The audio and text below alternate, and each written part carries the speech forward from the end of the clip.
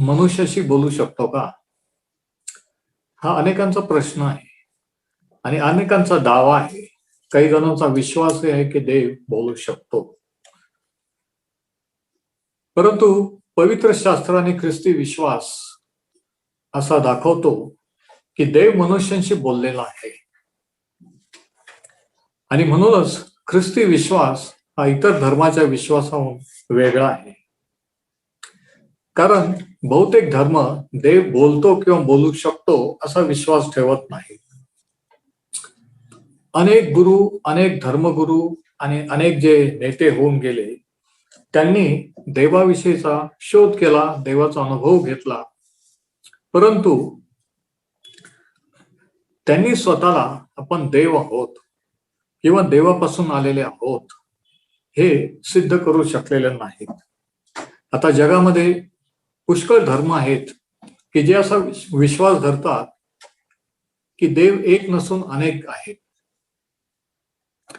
परंतु 3 धर्म असे आहेत की जे एका देवावर विश्वास ठेवतात, आणि तो म्हणजे यहुदी, इस्लाम आणि ख्रिस्ती. या 3 धर्मामध्ये एक देव एक आहे असा यांचा विश्वास आहे. आता इस्लाम मध्ये ते हा विश्वास धरतात की देव बोलू शकतो, देव बोललेला आहे, आणि मोहम्मद नावाच्या संदेष्टाच्याद्वारे तो बोललेला आहे.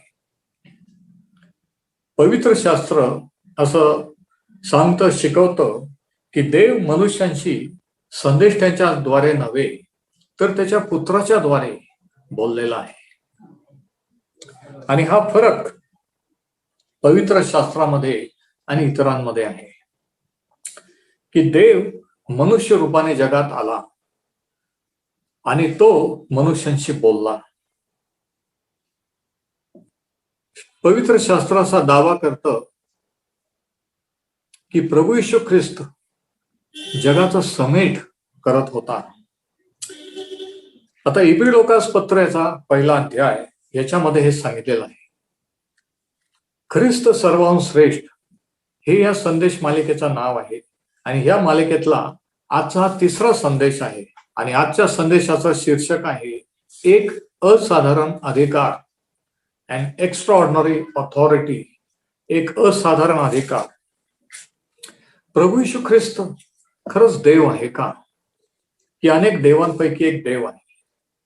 जर तो देव आहे तर कशावरून? त्याने स्वतःविषयी काय म्हटलं आणि त्याच्याविषयीच आपलं मत, तुमचं आणि माझं मत, की आपण त्याच्याबद्दल काय, त्याला काय मानतो, त्याच्याविषयी काय विश्वास ठेवतो, हे का महत्वाचं आहे हे आजच्या संदेशात आपण पाहणार आहोत. तर तुमच्याजवळ जर शास्त्र किंवा नवा करार असेल तर इब्री लोकास पत्राचा 1 अध्याय आणि त्याच्या पहिल्या 2 वचनात असं लिहिलेलं आहे, देव प्राचीन काळी अंशांशाने व प्रकाराप्रकाराने आपल्या पूर्वजांशी संदेष्टांच्या द्वारे बोलला. म्हणजे ते बोललेलं आहे पूर्वीच्या काळामध्ये अंशांशाने व प्रकाराप्रकाराने. थोड्या प्रमाणात देवाने त्याच्याविषयीचं प्रगटीकरण की तो कोण आहे आणि काय करू शकतो हे वेगवेगळ्या स्वरूपाच्या प्रगटीकरणात त्याने दिलेलं आहे. आपल्या पूर्वजांशी संदेष्टांच्या द्वारे बोलला.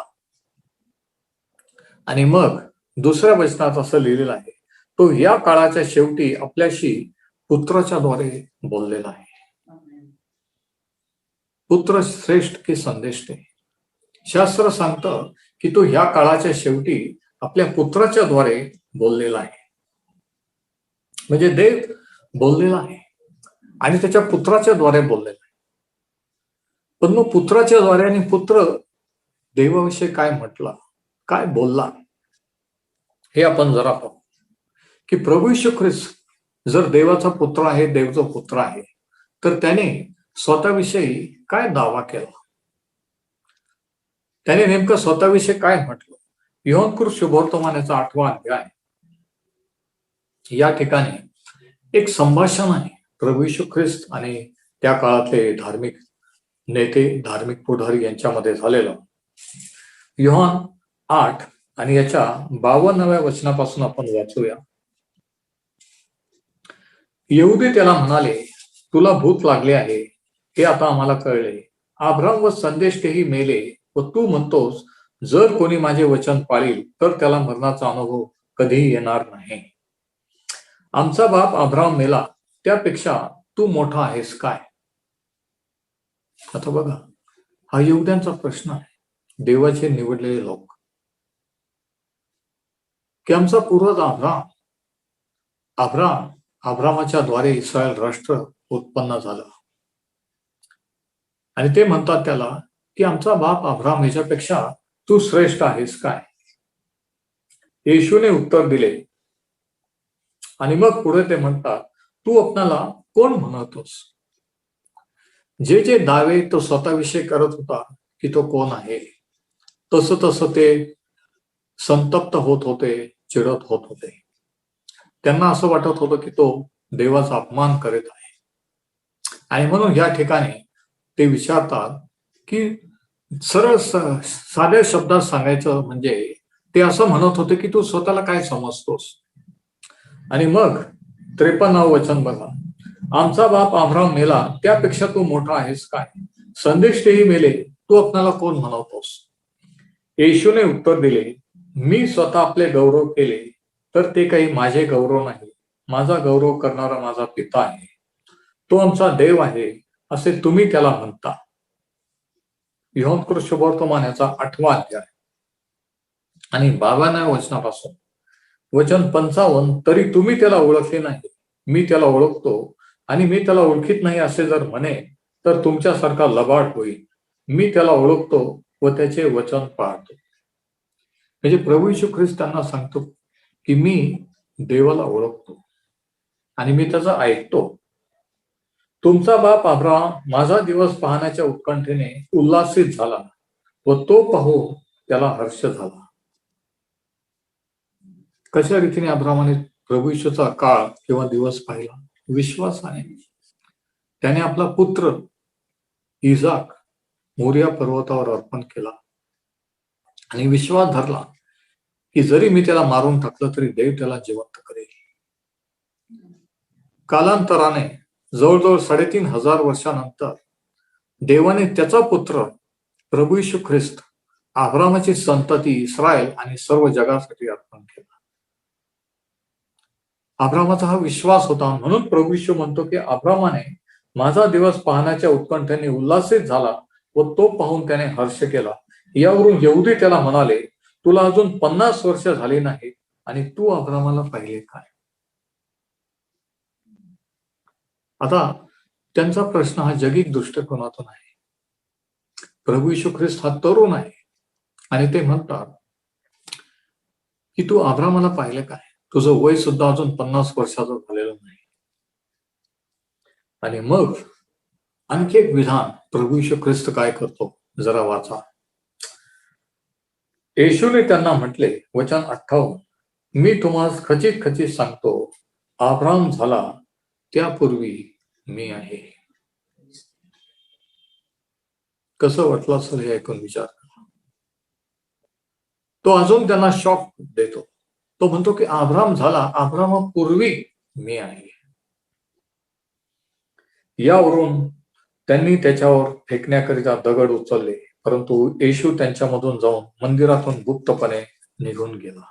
म्हणजे काय झालेलं या ठिकाणी की प्रभू येशूची ते संभाषण करत असताना प्रभू येशूने हा दावा केला की तो देव आहे, तो अब्रामापूर्वी होऊन गेलेला आहे, तो अनादी काळापासून आहे, परंतु ते समजू शकले नाही.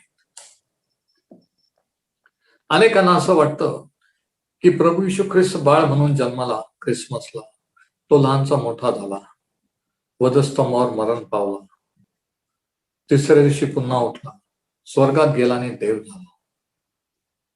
पण स्वर्गातून येण्यापूर्वी, बाळ म्हणून जन्मण्यापूर्वी तो होता. म्हणून योहान 1:1 मध्ये सांगितलं की प्रारंभी शब्द होता, शब्द देवाचा होता आणि शब्द देव होता.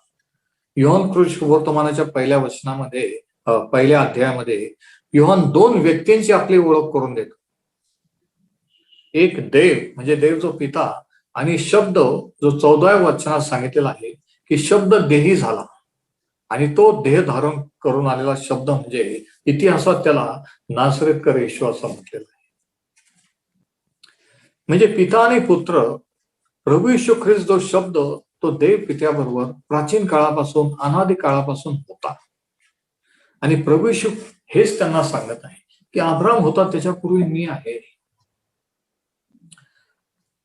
नंतर आणखी त्याने त्याच्याविषयी काय म्हटलं आपण वाचू. मार्कुस शुभवर्तमानाचा 14वा अध्याय. ज्या वेळेस प्रभू येशूची ती इन्क्वायरी चालली होती, त्याला वधस्तंभावर देण्यापूर्वी पंत पिलाता पुढे कोर्ट भरलेलं होतं. आणि त्यावेळेस जे चाललेलं होतं त्यावेळेस काय झालं बघा. मार्कुस शुभवर्तमानाचा 14वा अध्याय आणि वचन 61 60 वचनापासून आपण वाचूया. तेव्हा प्रमुख याजकाने मध्ये उभं राहून येशूला विचारले, तू काही उत्तर देत नाहीस काय? हे तुझ्या विरुद्ध साक्ष देतात ते काय? तथापि तो उगाच राहिला, त्याने काही उत्तर दिले नाही. पुन्हा प्रमुख याजकाने विचारले, धन्यवादिताचा पुत्र म्हणजे सर्व समर्थ देवाचा पुत्र ख्रिस्त तो तू आहेस काय? बघा, प्रमुख याजक त्याला विचारतो की देवाचा जो पुत्र, धन्यवादिताचा पुत्र ख्रिस्त तो तू आहेस काय? तू ख्रिस्त देवाचा अभिषेक आहेस काय? ख्रिस्त या शब्दाचा अर्थ अभिषेक असलेला, ज्याच्यावरून इब्री शब्द आहे मसीहा, Messiah, one who is anointed. आणि प्रमुख याजक त्याला विचारतो की तू देवाचा अभिषेक इस्रायलचा मसीहा आहेस काय? आणि प्रभू येशूचं उत्तर काय बघा. येशूने म्हटले, मी आहे. म्हणजे त्याने तो ख्रिस्त आहे, देवाचा पुत्र आहे, इस्रायलचा मसीहा आहे हे ठामपणे सांगितलं. तो तोच असल्याचा दावा केला. आणि मग पुढे त्याने म्हटलं वचन 62 मध्ये, आणि तुम्ही मनुष्याच्या पुत्राला सर्व समर्थाच्या उजवीकडे बसलेले व आकाशाच्या मेघासह येताना पाहाल. त्यांनी विचारलं की तू देव आहेस काय? देवाचा पुत्र आहेस, देवाचा मसीहा आहेस काय? अभिषिक्त आहेस काय? आणि प्रभू येशूने कबूल केलं की तो आहे. वेळोवेळी प्रभू येशू ख्रिस्त हा दावा करत होता की तो देव जो पुत्र आहे, देवापासून आलेला आहे, देव त्याचा पिता आहे.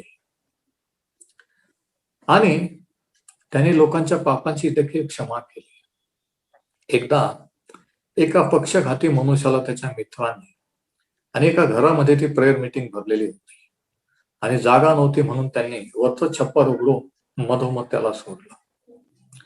आणि प्रभू येशू ख्रिस्ताने त्याला म्हटलं, त्याच्याकडे पाहून, की मुला तुझ्या पापांची क्षमा झालेली आहे.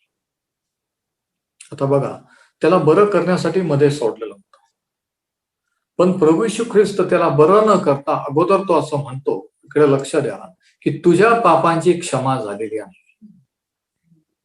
आणि ज्यावेळेस प्रभू येशूने हे म्हटलं, कुजबूज सुरू झाली. धार्मिक नेते, त्या काळातले पाळक, बिशप त्या ठिकाणी उपस्थित होते आणि ते कुजबूज करू लागले की देवाशिवाय पापाची क्षमा कोण करू शकतो? म्हणजे हा काय स्वतःला देव समजतो? म्हणजे हा काय देव आहे? त्यांना ते खरंच वाटलं. त्यांना ते अपमान, देवाची निंदा असं वाटलं. आणि मग त्याने त्या व्यक्तीला म्हटलं की उठ, आपली बाज उचलून चालू लाग. त्याने त्याच्या पापांची क्षमाही केली आणि क्षमा झालेली आहे हे सिद्ध व्हावं, पुरावा म्हणून त्याला बरंही केलं आणि तो माणूस बरा झाला. म्हणजे प्रभू येशू ख्रिस्ताने जे चमत्कार केले, जे स्वतःबद्दलचे विधान केले की तो कोण आहे, याच्यावरून तो देव आहे, देव जो पुत्र आहे हे सिद्ध करण्यासाठी ते चमत्कार होते. ते चमत्कार तो कोण आहे हे दर्शवित होते. आजकाल लोक बरं होण्यासाठी, चमत्कारासाठी गर्दी करतात, मीटिंगला, चर्चमध्ये, प्रार्थनेसाठी, परंतु ते तिथपर्यंतच थांबतात. ते चमत्काराच्या पलीकडे, देवाने दिलेल्या उत्तराच्या पलीकडे जात नाही, प्रभू येशूपर्यंत जात नाही. त्यांना फक्त त्यांची गरज फक्त बरं होण्याचा पडलेला असतो, प्रॉब्लेम सुटण्याचा पडलेला असतो. पण देव चमत्कार ह्याच्यासाठी करतो की आपण त्याच्याकडे वळावं. प्रभू येशू ख्रिस्त चमत्कार याच्यासाठी करतो की तो कोण आहे हे आपल्याला कळावं आणि आपण त्याच्यावर विश्वास ठेवावा. आणि त्याच्यावर विश्वास ठेवल्याने आपल्याला तारण प्राप्ती व्हावी, हा त्याचा उद्देश. तर मुख्य फरक पवित्र शास्त्र किंवा प्रभू येशू ख्रिस्त आणि इतरांमध्ये काय आहे की कोणीही असा दावा केला नाही की मी देव आहे, देवाचा पुत्र आहे. फक्त प्रभू येशू ख्रिस्ताने तसा दावा केला की मी स्वर्गातून देवापासून आलेलो आहे. अब्राहम होता त्याच्यापूर्वी मी आहे. मनुष्याच्या पुत्राला पापाची क्षमा करण्याचा अधिकार आहे. त्याने म्हटलं की मनुष्याच्या पुत्राला म्हणजे त्याला आपला जीव देण्याचा आणि परत घेण्याचा अधिकार आहे, आणि ते करून दाखवलं. असं कोणी कधी केलं नव्हतं. हा फरक प्रभू येशू ख्रिस्तामध्ये आणि इतरांमध्ये आहे. आणि म्हणून या संदेश मालिकेचं नाव मी ठेवलेलं आहे ख्रिस्त सर्वहून श्रेष्ठ. अनेकांचा प्रश्न आहे, अनेकांना वाटतं की सर्व देव सारखेच आहे, सर्वजण एकाच ठिकाणी जातात. आणि मग हे जे दावे त्याने स्वतःबद्दल केले त्याच्यात लोकांनी, काही जणांनी विश्वास ठेवला, त्याला स्वीकारलं, आणि काही जणांनी त्याला नाकारलं. तेव्हा तसं झालं, इतिहासात तसं हो गेलं, आणि आजही तसं होत आहे. काही जण त्याच्यावर विश्वास ठेवतात, काही जण त्याला नाकारतात. म्हणजे पहिली गोष्ट, पहिला पॉइंट हा की प्रभू येशू ख्रिस्ताने तो देव असल्याला दावा केला. Christ claimed his deity, that he is God. दुसरा पॉइंट असा की ख्रिस्ताने तो एकमेव देवाकडे जाण्याचा एकमेव मार्ग आहे, त्याच्याशिवाय दुसरा मार्ग नाही, हे देखील त्याने सांगितलं. Christ claimed exclusivity, that is the only way to God. योहान कृत शुभवर्तमान याचा 14वा अध्याय, पुढे जर आपण थोडं गेलो योहान 14 मध्ये, त्यावेळेस शिष्यांशी बोलताना पित्याबद्दल रेफरन्स देताना त्याने सांगितलं की आम्हाला पिता दाखवा. आणि प्रभू येशू ख्रिस्ताने त्यांच्याशी संभाषण केलं आहे. योहान 14 याच्यामध्ये त्यांनी शिष्यांना सांगितलं, ज्यावेळेस त्याची वधस्तंभावर जाण्याची वेळ आली, की मी पित्याकडे जातो. आणि ते म्हटलं की पित्याकडे जाण्याचा मार्ग कोणता?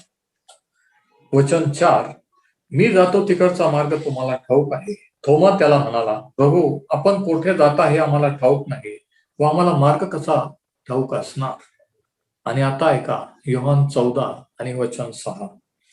येशूने त्याला म्हटले, मार्ग सत्य व जीवन मीच आहे. मी आहे नाही, मीच आहे. आणि व्याकरणामध्ये च किती महत्वाचं असतं तुम्हाला माहित नाही. मीच म्हणजे माझ्याशिवाय दुसरं कोण नाही, दी ओनली. मार्ग सत्य व जीवन मीच आहे, माझ्याद्वारे आल्यापासून पित्याजवळ कोणी जात नाही.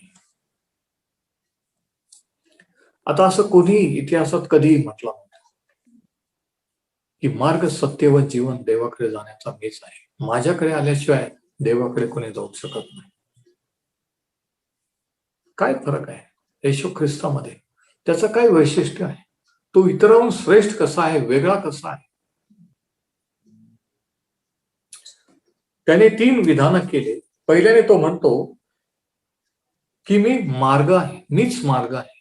मार्ग सत्य व जीवन 3 गोष्टी त्याने सांगितल्या. मीच आहे म्हणजे मार्ग तोच आहे. तो म्हणतो की मीच तो मार्ग आहे. आता मार्ग किंवा रस्ता हा कुठंतरी जात असतो नाही का? आपण विचारतो की हा रस्ता कुठं जातो, म्हणजे रस्ता कुठंतरी नेणारा असतो, कुठंतरी जाणारा असतो.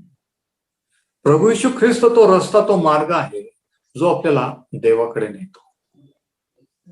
आणि याच्याही पुढचं त्याने म्हटलं की तो मार्ग मीच आहे, म्हणजे त्याच्याशिवाय दुसरा कोणता मार्ग नाही. आणि हे क्लिअर करण्यासाठी त्याने म्हटलं की माझ्याकडे आल्याशिवाय देवाकडे किंवा देव पित्याकडे कोणाला जाता येत नाही. मग प्रश्न असा आहे की सर्व मार्ग एकाच ठिकाणी जातात का? सर्व रस्ते, सर्व मार्ग स्वर्गातच जातात का? आणि याचं उत्तर आहे नाही. देवाकडे जाण्याचा एकच मार्ग आहे, एकमेव मार्ग आहे, आणि तो आहे प्रभू येशू ख्रिस्त. Praise the lord. दुसरं विधान, दुसरं त्याने असं म्हटलं की ज्याने मला पाहिलं त्याने देव पित्याला पाहिलेला आहे. म्हणजे तो देव आहे हे त्याने कबूल केलं. म्हणजे प्रभू येशू ख्रिस्तच आपल्याला देवाची ओळख करून देऊ शकतो, देवाकडे नेऊ शकतो. त्याला जर बाजूला ठेवून दुसऱ्या इतर मार्गाने आपण देव मिळवण्याचा, देवाकडे जाण्याचा प्रयत्न केला तर आपण जाऊ शकत नाही. हे अगदी स्पष्ट प्रभू येशूने सांगितलेलं आहे. हे अगदी स्पष्ट शास्त्रामध्ये आहे. दुसरी गोष्ट त्याने म्हटलं की सत्य मार्ग, सत्य व जीवन मीच आहे. सत्य तो म्हणतो की मीच आहे. कशाविषयीचं सत्य? देवाबद्दलचं सत्य, माणसाच्या तारणाबद्दलचं सत्य, पापांच्या क्षमेबद्दलचं सत्य, सर्व आध्यात्मिक गोष्टीबद्दलचं सत्य हा तो आहे. त्याने असं म्हटलं नाही की मी तुम्हाला सत्य सांगतो, की तुम्हाला सत्य दाखवतो. त्याने सांगितले की मीच सत्य आहे.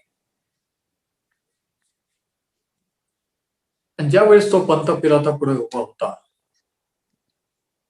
आणि पंत पिलात त्याच्याशी बोलत असता त्याने विचारलं की सत्य काय आहे? तू इस्रायलचा मसीहा, देवाचा पुत्र आहे. आणि प्रभू येशूने सांगितलं की यासाठीच मी जगात आलो, हे प्रगट करण्यासाठी. म्हणजे सत्य एक व्यक्ती आहे आणि ती व्यक्ती प्रभू येशू ख्रिस्त आहे. सत्य काही तत्वज्ञान, काही फॉर्म्युला, काही नियम, काही रूल्स रेग्युलेशन नाही. सत्य एक व्यक्ती आहे. म्हणून सत्य धर्मात, कर्मात, तत्वज्ञानात नाही. ते म्हणतात की जगात सत्य नाही, जगात सत्य राहिलेलं नाही. नाहीये. सत्य प्रभू येशू ख्रिस्तामध्ये आहे. तो सत्य आहे. आणि त्याला कळल्याशिवाय आपल्याला सत्य देवाविषयीचं, आपल्याविषयीचं, की आपण कोण आहोत, कुठून आलो, कुठं चाललेलो आहोत, इथं जगात कशासाठी जन्मलेलो आहोत, कशासाठी आपला जन्म आहे, आपल्याला निर्माण करण्याचा देवाचा उद्देश काय आहे, ह्या प्रश्नाविषयीचे सत्य आपल्याला फक्त आणि फक्त देवाच्या वचनात प्रभू येशू ख्रिस्तामध्येच पाहायला मिळतात. आणि म्हणून शास्त्रातला प्रभू येशू ख्रिस्त वेगळा आणि टीव्ही सिरियल मध्ये, पिक्चर मध्ये जो प्रभू येशू ख्रिस्त आहे तो वेगळा. चर्च मध्ये, ख्रिस्ती धर्मामध्ये जो आपल्याला दिसतो तो ख्रिस्त वेगळा. 2000 वर्षापासून त्याची प्रतिमा मलिन करण्याचा सैतानाने प्रयत्न केलेला आहे. अनेक पंथ, अनेक चुकीचं शिक्षण, अनेक मार्ग असल्याचा दावा केलेला आहे. परंतु शास्त्राला प्रभू येशू ख्रिस्त जो मानव जातीशी बोलला तो कसा आहे हे आपल्याला देवाच्या वचनातूनच समजतं. तिसरी गोष्ट त्याने स्वतःबद्दल केलं विधान, ते म्हणजे की जीवन मीच आहे, मार्ग मीच आहे, सत्य मीच आहे आणि जीवन मीच आहे. म्हणून योहानाच्या पहिल्या अध्यायात लिहिलेलं आहे की त्याच्यातही जीवन होते आणि ते जीवन मनुष्यांचा प्रकाश होते. त्याच्याद्वारे सर्व झाले आणि झाले असे काहीच नाही जे त्याच्याद्वारे झाले नाही. म्हणजे तो जीवन देणारा, तो उत्पन्न करता दैव आहे. म्हणून तो म्हणू शकतो की जीवन मीच आहे. तो जीवनाचा स्रोत आहे, उगम स्थान आहे. He is the author of life. त्याने जीवन दिलं, त्याने निर्माण केलं. तो जीवन देणारा आहे, जिवंत करणार. एवढंच नव्हे, शारीरिक जीवनच नव्हे तर आत्मिक जीवन देखील देणारा तो आहे. तुम्ही म्हणाल आत्मिक जीवन म्हणजे काय? देव आत्मा आहे शास्त्र सांगतं. आणि ज्या वेळेस देवाने मनुष्य निर्माण केला, तो आत्मिक स्वरूपात निर्माण केला. त्याच्यासाठी एक बॉडी, एक शरीर तयार केलं आणि त्या शरीरात श्वास फुंकला, जीव फुंकला आणि मनुष्य जीवधारी प्राणी झाला. आत्मा, जीव आणि शरीर.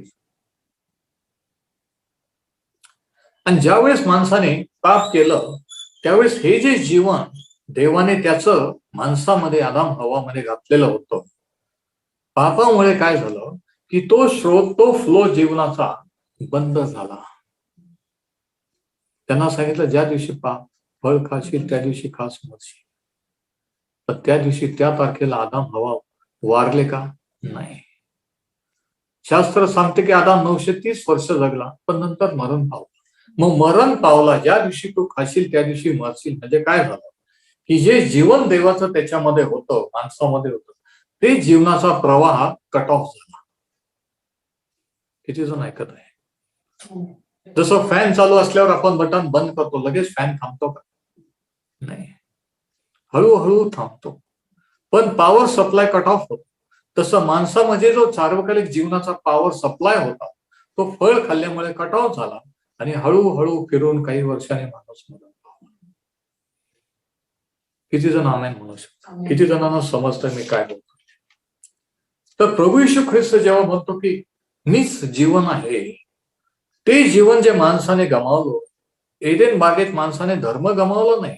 देवाने माणसाला धर्म दिला नव्हता, एक नातं दिलं होतं. माणूस देवाच्या समागमे होता. फळ खाल्ल्याने, पाप केल्याने देवाशी नातं तुटलं, संपर्क तुटला. माणूस देवाला घाबरायला लागला, लपायला लागला. का? कारण त्याला कळलं की आपलं नातं देवाशी कट ऑफ झालेलं आहे. आपण डिस्कनेक्ट झालेलो, तुटलेला.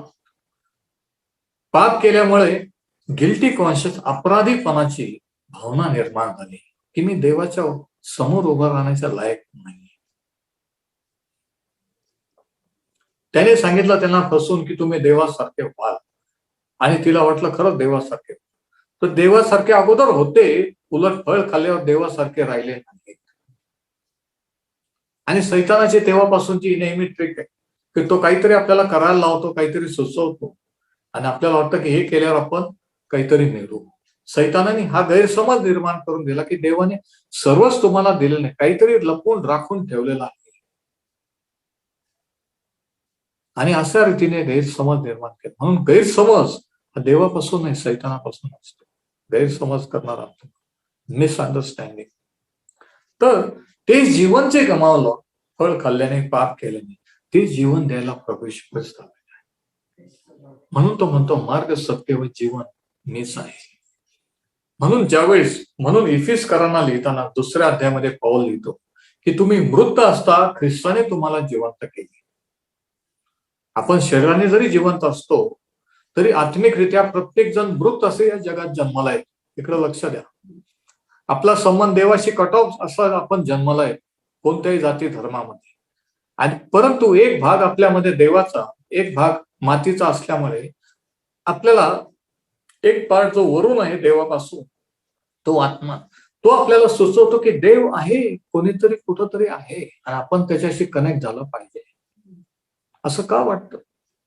कारण आपला एक पार्ट वरून आहे आणि एक पार्ट पृथ्वीचा, मातीचा आहे. आणि आपण तो फिट करण्याचा प्रयत्न करतो. त्या देवाचा करा, त्या धर्माचा करा, हे करा, ते करा, काहीतरी करून आपण देवाशी कनेक्ट होऊ.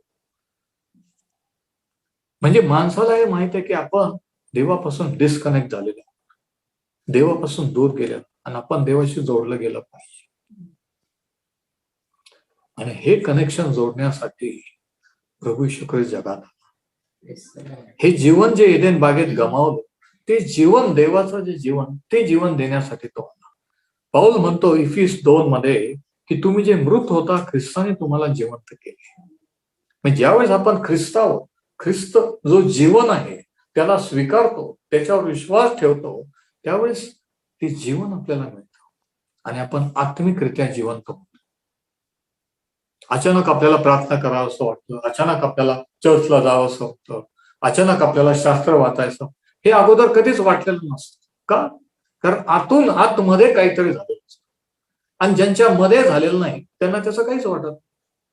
त्यांना वाटतं रोज काय शास्त्र वाचायचं, दर रविवारी काय चर्चला जायचं, रोज काय प्रार्थना करायची.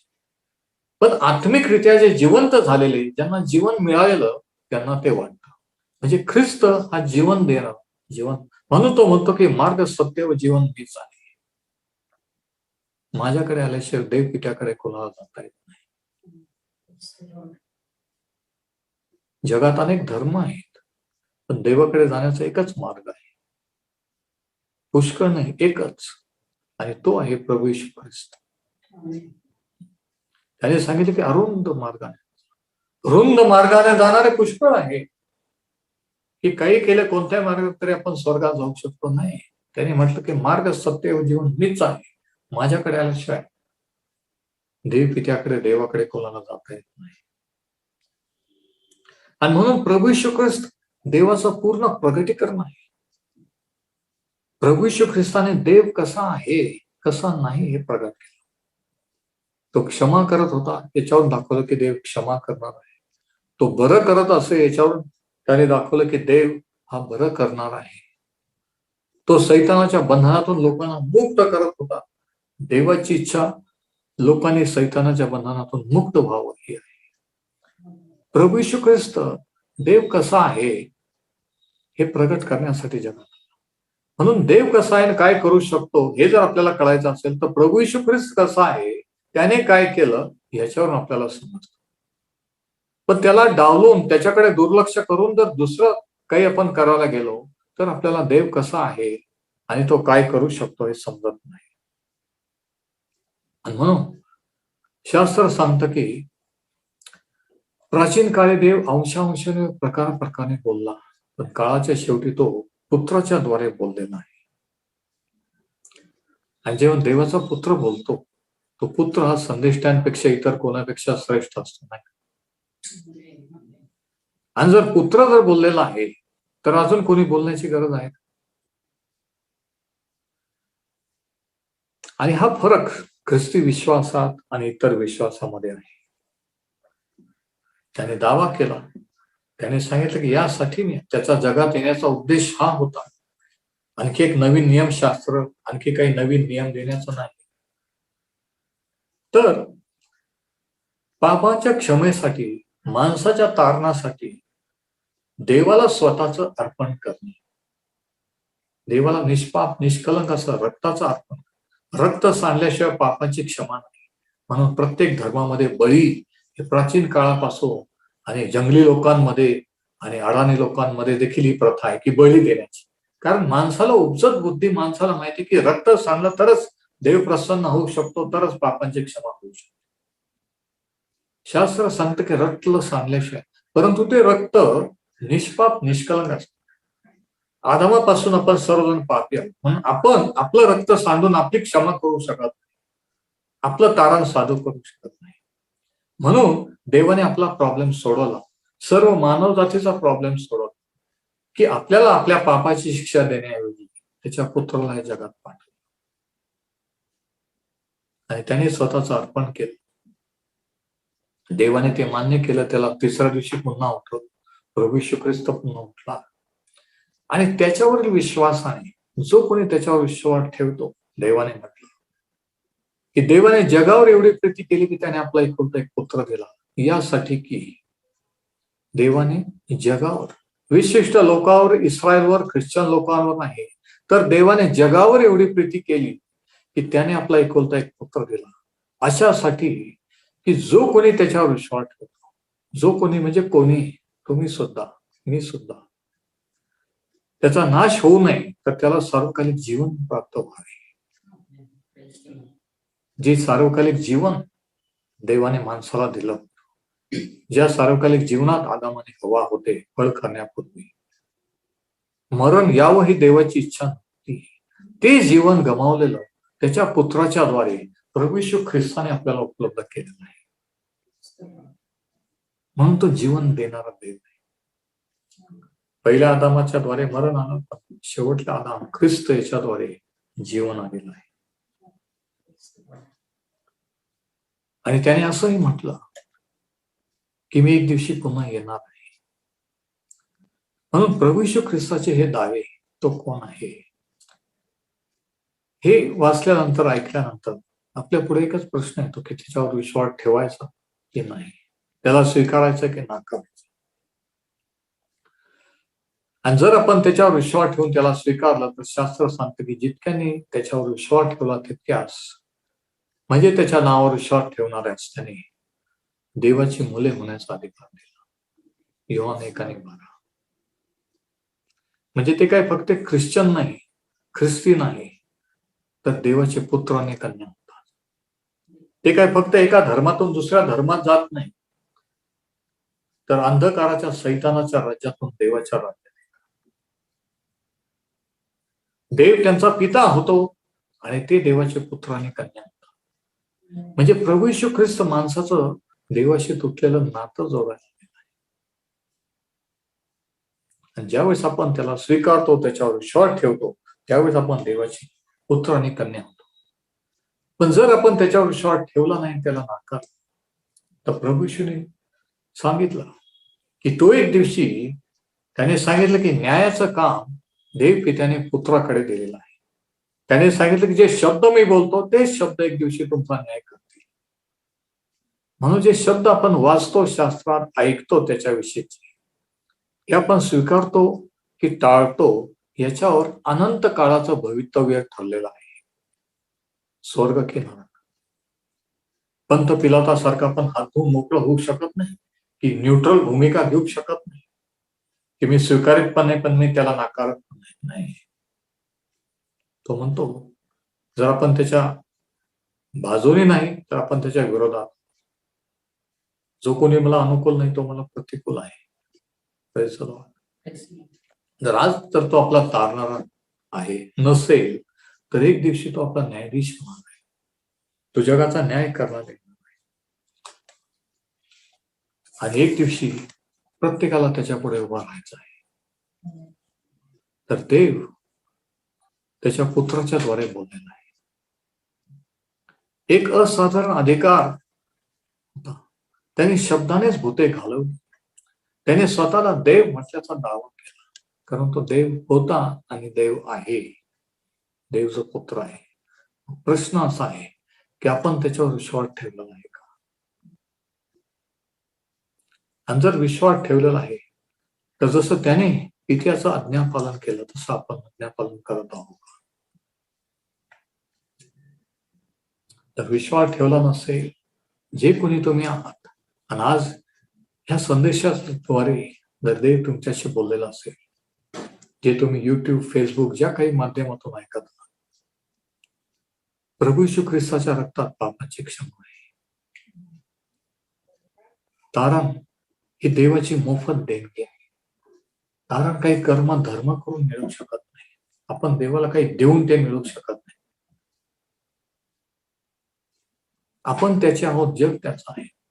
त्याने सर्व प्रभू येशूच्या द्वारे आपल्याला उपलब्ध केलेलं आहे आणि ही त्याची कृपा आहे. परमेश्वर हे वचन आशीर्वादित करो. Praise the Lord.